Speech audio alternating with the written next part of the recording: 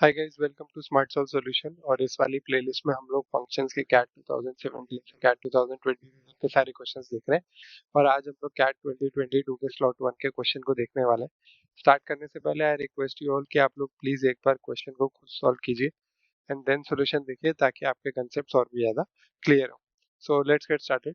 So the question says that for any real number x, let greatest integer of x be the largest integer less than or equals to x if summation of n equals to 1 to n 1 by 5 plus n by 25 is equals to 25, then n is। ठीक है, तो इसका ये क्या लिखा हुआ है? ये लिखा हुआ है summation of n equals to 1 से n 1 by 5 plus n by 25 is equals to 25। इसका इस सिंबल का मतलब होता है समेशन। ठीक है, ये आपको याद रखना है। ये एक इम्पोर्टेंट सिंबल है, बहुत बार यूज होता है। ये होता है समेशन। ये मतलब n equals to 1 plus 2 plus 3 से लेकर n तक, ऐसा ये मतलब होता है इसका। ठीक है, ये आपको याद रखना है। तो अब ये क्या बोल रहा है कि ये ग्रेटेस्ट इंटीजर फंक्शन है। अच्छा, ग्रेटेस्ट इंटीजर फंक्शन क्या होता है वो भी आप लोगों को एक बार समझा देता हूँ। अगर हम लोग ऐसे लिखते हैं जो इसने डेफिनेशन दी है, लार्जेस्ट इंटीजर लेस देन और इक्वल टू एक्स, तो मतलब अगर ग्रेटेस्ट इंटीजर ऑफ 0.2 लूंगा मैं तो वो 0 होगा, राइट। अगर मैं ग्रेटेस्ट इंटीजर ऑफ 1.8 लूंगा तो भी वो 1 होगा। मतलब जो सबसे छोटा या लेस देन और इक्वल टू इंटीजर होता है वो कन्वर्ट हो जाता है ग्रेटेस्ट इंटीजर फंक्शन में। ठीक है, तो ये हम लोगों को याद रखना है। अब हम लोग सवाल देखते हैं। तो सवाल हमारे पास ये लिखा हुआ है।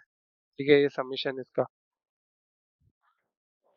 तो अगर हम इसको सॉल्व करें तो ये लिखा हुआ है अंदर 5 प्लस n बाय 25 का ग्रेटेस्ट इंटीजर, राइट। अब अगर आप n इक्वल्स टू 1 रखोगे तो ये हमको 6 बाय 25 होगा, जिसका ग्रेटेस्ट इंटीजर जो है वो 0 आ जाएगा, क्योंकि 6 by 25 is 0 point something something. और अभी हमने देखा था कि 0 पॉइंट समथिंग समथिंग का ग्रेटेस्ट इंटीजर जो है 0 होगा, क्योंकि लेस देन और इक्वल्स टू इंटीजर लेगा ये। सिमिलरली n इक्वल्स टू 2 के लिए भी हमारे पास अगर हम देखें तो 7 बाय 25 का ग्रेटेस्ट इंटीजर जो कि 0 होता है। ऐसे अगर हम चलते जाएं n इक्वल्स टू 20 पे अगर हम लोग देखें तो ये 20 प्लस 5 25 बाय 25 का ग्रेटेस्ट इंटीजर जो है 1 आ जाएगा। तो इसका मतलब है कि n इक्वल्स टू 19 तक तो हम लोगों के पास जो ग्रेटेस्ट इंटीजर फंक्शन है उसकी वैल्यू रहेगी 0। और n इक्वल्स टू 20 से जो ग्रेटेस्ट इंटीजर की फंक्शन की वैल्यू आ जाएगी वो आ जाएगी 1। अब ये 1 कहाँ तक रहेगी?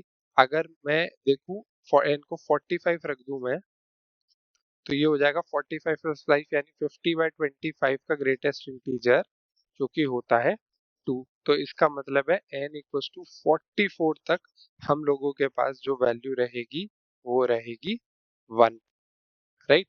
तो ये जो फंक्शन है, इस फंक्शन का हम लोगों को पता चल गया कि दो भाग में अगर हम इसका विभाजन कर देते हैं कि भाई समीशन n इक्वल्स टू 1 से लेकर 19 तक जो ये ग्रेटेस्ट इंटीजर फंक्शन है 1 बाय 5 प्लस n बाय 25, ये हम लोगों को 0 देगा वैल्यू, राइट। 19 टाइम 0 ऐड होता जाएगा। और जो हमारे पास n इक्वल्स टू 20 से लेकर 44 तक का जो वैल्यू है वो हम लोगों को 1 प्रोवाइड कर देगा।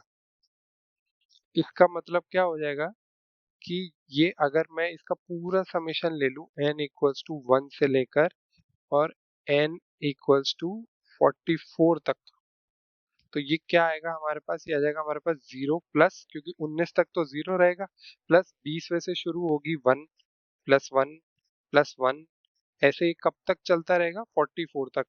44 तक चलता रहेगा। इसका मतलब क्या हो गया कि 20 से लेकर 44 तक कितनी वैल्यूज है? टोटल 25 वैल्यूज आएंगी। तो मतलब 25 टाइम्स 1 ऐड होगा और जो कि हमको 25 दे देगा सम। तो इसका मतलब है जो n है वो हो गया आपका 44। Thank you for watching. I hope you like the video. For more such videos on CAT preparation, complete previous year question solution, formula series and strategy to crack CAT, Please keep stay tuned to the channel and do like, share and subscribe Smart Solve Solutions.